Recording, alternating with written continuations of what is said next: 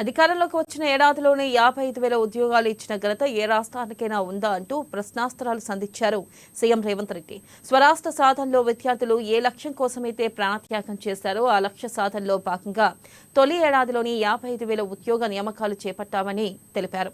ఇందులో ఒక్క తల తగ్గినా తాను క్షమాపణ చెప్పడానికి సిద్ధంగా ఉన్నానని సంచలన ప్రకటన చేశారు. మొదటి ప్రాధాన్యత నిరుద్యోగ సమస్య అనుకున్నాం.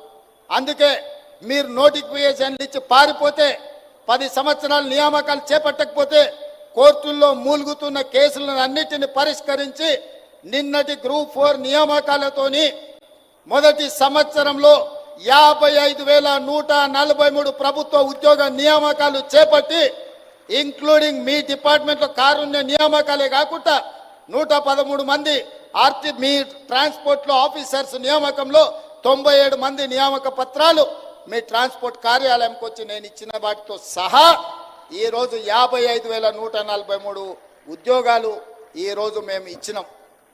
ఎల్బీ స్టేడియంలో ఇచ్చినాం, పెద్దపల్లిలో ఇచ్చినాం, ఇక్కడ అంబేద్కర్ సాక్షిగా ఇక్కడ పట్టాలు ఇచ్చినాం. ఇంతమందికి ఉద్యోగాలు ఇచ్చిన రాష్ట్రం ఏదైనా ఉందా అని నేను అడుగుతున్నా. దేశంలో ఉన్న 29 రాష్ట్రాలలో అధికారంలో ఉన్న గొప్ప గొప్ప నాయకులుగా చెప్పుకునే వాళ్ళను ప్రధానమంత్రితో సహా దిగిపోయిన ముఖ్యమంత్రి కూడా నేను సవాలు విసురుతున్నా.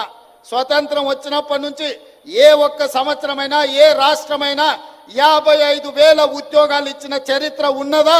తెలంగాణ గడ్డ మీద నా ప్రభుత్వం, మా ప్రభుత్వం, మీ ప్రభుత్వం, ప్రజా ప్రభుత్వం 55,000 ప్రభుత్వ ఉద్యోగ నియామక పత్రాలు అందించడం ద్వారా ఏ లక్ష్యం కోసం నిరుద్యోగ యువకులు ఉద్యమాల బాట పట్టినరో, ఏ లక్ష్యం కోసం శ్రీకాంతాచారి, కానిస్టేబుల్ కిష్టయ్య, యాదయ్య, ఈశాన్ రెడ్డి, వేణుగోపాల్ రెడ్డి ప్రాణ త్యాగాలు చేసినరో ఆ లక్ష్య సాధనలో మొదటి సంవత్సరంలో 55,000 ఉద్యోగ నియామక పత్రాలు ఇచ్చి ఆ దిశగా మా ప్రభుత్వం అడుగులు వేస్తుంది.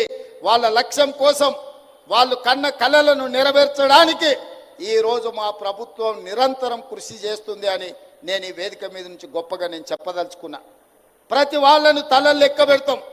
ఎవరికైనా అనుమానం ఉంటే ఇదే నక్లెస్ రోడ్డు మీద 55,143 మందిని ఇక్కడ పిలిపిస్తాం.